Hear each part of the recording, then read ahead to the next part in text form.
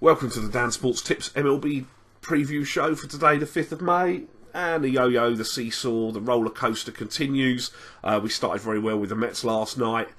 Could have gone well with Seattle as well. Left the bases loaded, having had them loaded with no outs, needing one run to bring that run line in. Toronto have won by one run as well.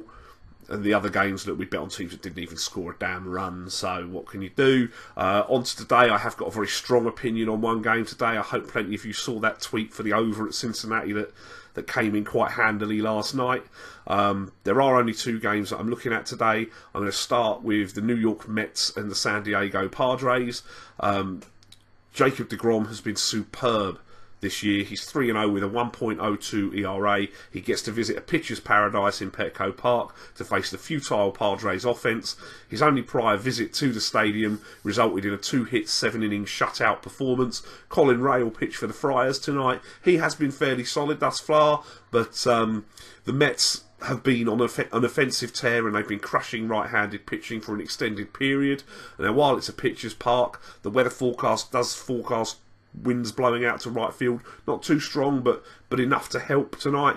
And I trust the Mets offense to score runs a lot more than I do the Padres offense, which has been showing a few signs of life the past week, but they haven't encountered anyone on deGrom's level yet, so I'll definitely play the Mets tonight on a run line.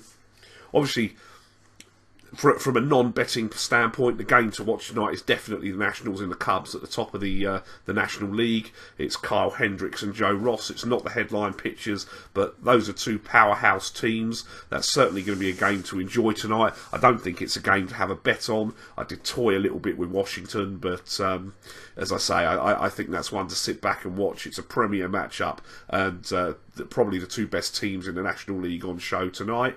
The other game that I'd like to look at from a betting perspective is Milwaukee at Cincinnati. Obviously, I tweeted out the over last night.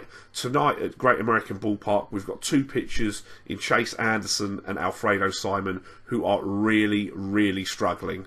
I've looked at the weather forecast and we are forecast for strongish winds, about sort of 12 to 14 mile an hour, blowing out to right field again at Great American Ballpark today, which already favours hitters.